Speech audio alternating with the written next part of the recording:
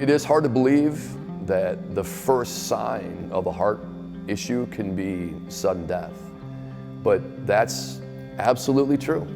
I was 48 at the time, in good shape relative to other people my age, I think. It was an opening week, small town USA high school football. It was a beautiful night, and that's when my heart came to a complete stop.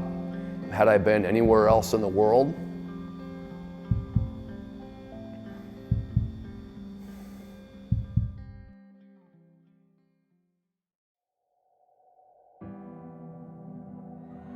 it was the fourth quarter, and I was walking back to the sideline and everything was normal when all of a sudden I felt really lightheaded. I was going to take a knee and let this head rush pass and then come back up.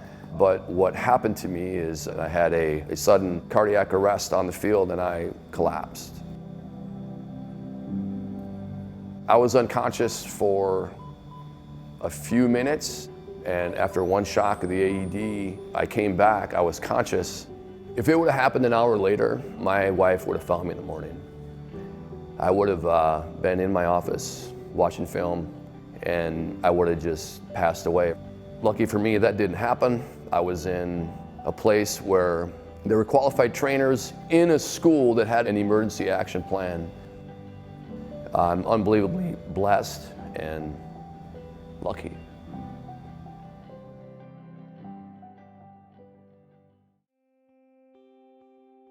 If we didn't have the plan in place, the emergency action plan from the Minnesota State High School League, and we didn't have appropriate medical care, this story here in Waseca could be a lot different. Emergency action plan, it's a plan that's designed to have in place for all of our teams and programs how to respond to an emergency. It tells you what to do, how to go through these steps. It's designed to do exactly what the title says, save a life.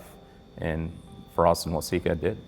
Me and one of my students were on the sideline watching the game, and all of a sudden I look over and I see Troy going towards Brad, who's just lying on the ground, and he just puts his fingers to his throat.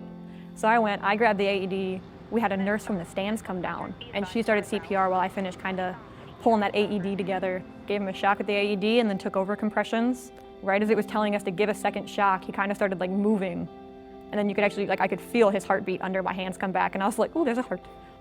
Emergency action plans in the grand scheme of things are still by far, one of the most important pieces of paper or policy that you can have, and make sure that it's site specific as well. I was happy that all of us that helped that day were there at that time to perform what we performed to get the outcome that happened. And I can, legitimately say that I don't know what would have happened if any one of those pieces weren't in place.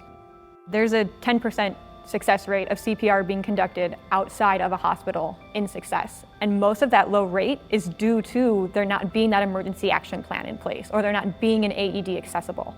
We can raise those chances of survival by having that EAP, by having an AED, by having staff who know what they're doing and who are ready to act when needed. An AED should be located close enough to every school facility, any practice facility or contest site where they can have access to that in 3 minutes or less. Adult patient called for medical assistance. The name of it, the title, Anyone Can Save a Life, is so appropriate. I mean, all you have to do is have a plan. 1 out of every 300 kids has a heart condition that is undiagnosed. So we've all coached those kids. Now, they might go through your program and never have an issue, but they might. And, to have a plan in place that is thought out and is organized could be a life-changing thing for a lot of people. I can save a life. I can save a life. I can save a life, and so can you.